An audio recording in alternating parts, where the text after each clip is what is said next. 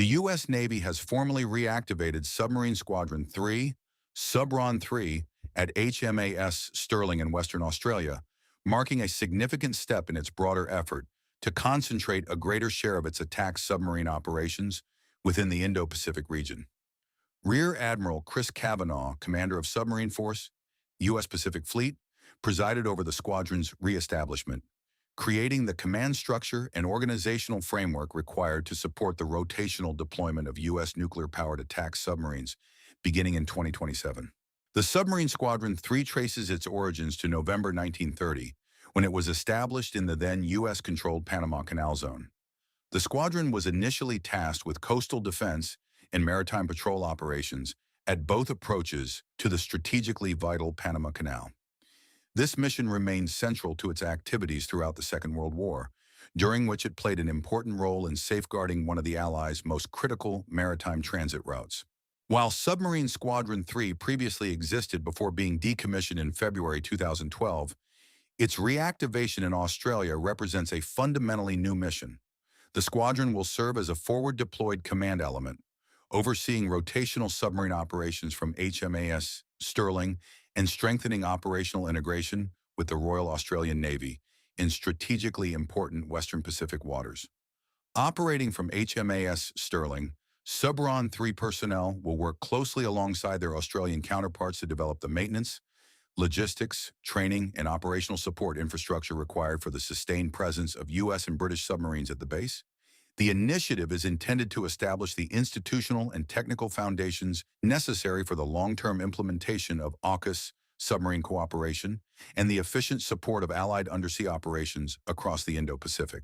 In this video, Defense Updates analyzes how Submarine Squadron 3 from HMAS Stirling in Australia will help take on China. Before we proceed, a word on NordVPN, which is one of the most trusted and fastest VPN brand that has a no-log policy validated by Deloitte. NordVPN provides a 256-bit encrypted tunnel that protects your privacy and also enables you to access contents that are blocked based on geolocation. Its threat protection system helps you avoid phishing, scams, and malware. NordVPN application is available for all the major platforms as well as browsers. Get an exclusive NordVPN deal with massive saving by going to nordvpn.com/defense or clicking the link in the description. It's risk-free with Nord's 30-day money-back guarantee.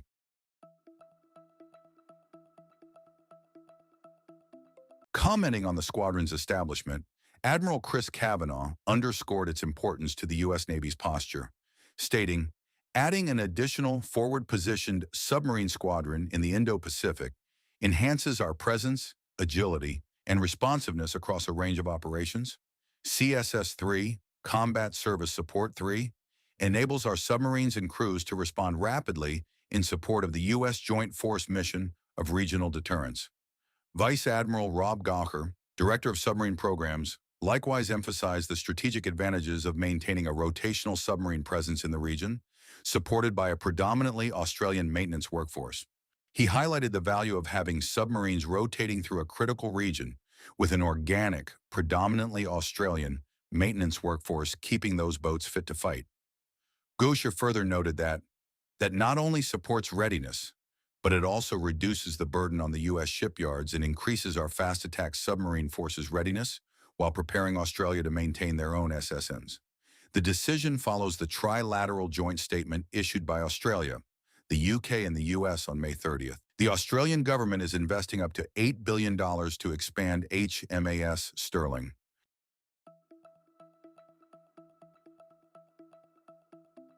Located on Garden Island near Perth, Western Australia, the naval base occupies one of the most strategically valuable positions in the Indo-Pacific.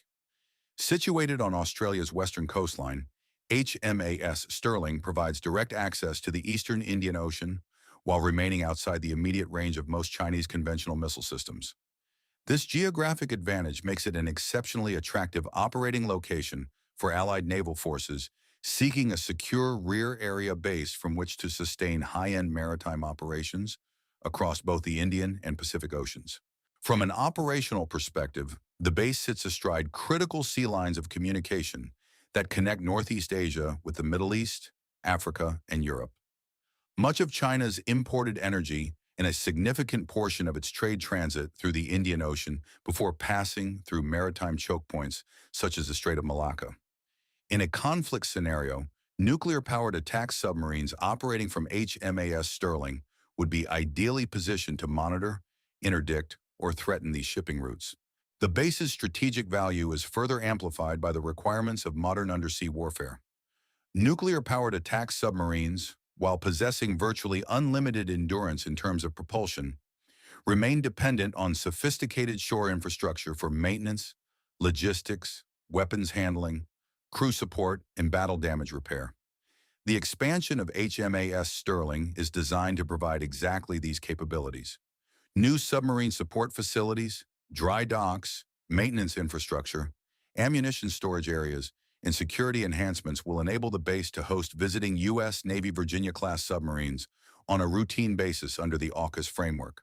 In mid-2026, a detachment from Pearl Harbor Naval Shipyard and Intermediate Maintenance Facility, PHNSY and IMF, is expected to commence in Western Australia. This unit will provide and oversee intermediate-level maintenance on U.S. submarines assigned to Submarine Rotational Force West, SRF West, while continuing to instruct the Australian workforce.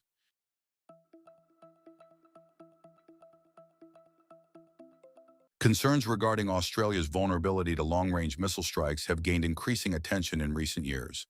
A report by the Lowy Institute warned that China possesses the capability to conduct direct missile attacks against Australia, and that the threat is likely to grow as Beijing continues to expand its arsenal of long-range precision strike and hypersonic weapons, while also strengthening its military infrastructure across the South China Sea. The report assessed that one of the most significant threats to Australia could come from Chinese missiles launched from surface combatants, submarines, and emerging intermediate-range ballistic missile systems capable of reaching the Australian mainland from bases on the Chinese mainland. When it comes to undersea warfare capabilities, China has been rapidly expanding it. The country has significantly increased submarine production capacity through the major expansion of the Bohai Shipbuilding Heavy Industry Corporation shipyard in Huludao, alongside the construction of 2 additional submarine production facilities, both of which have already begun launching vessels. These industrial investments coincide with substantial advances in the capabilities of China's nuclear-powered submarine fleet. Following the deployment of Type 093 attack submarines and Type 094 ballistic missile submarines, reports indicate that the first next-generation Type 095 nuclear-powered attack submarine was launched in early 2026. The class is widely believed to incorporate a range of advanced technologies, potentially including integrated electric propulsion, magnetic drive systems, and rim-driven propulsors, all intended to significantly enhance acoustic stealth, efficiency, and overall combat performance. HMAS Stirling initiative essentially has dual objectives, both of which are aimed at countering Chinese push. For Australia, it is about building long-term capacity to sustain and operate nuclear-powered submarines under the AUKUS framework. For the United States, the significance of HMAS Stirling lies in strategic dispersion and survivability. American submarine operations in the Pacific have traditionally relied heavily on bases such as Guam and Pearl Harbor. However, both locations have become increasingly vulnerable to China's growing arsenal of long-range ballistic and cruise missiles. In contrast, HMAS Stirling is located thousands of kilometers farther from the Chinese mainland, placing it beyond the reach of most conventional strike systems and complicating any adversary's targeting calculations. This depth provides a secure logistics and sustainment hub that could remain operational even during the opening phases of a major Pacific conflict.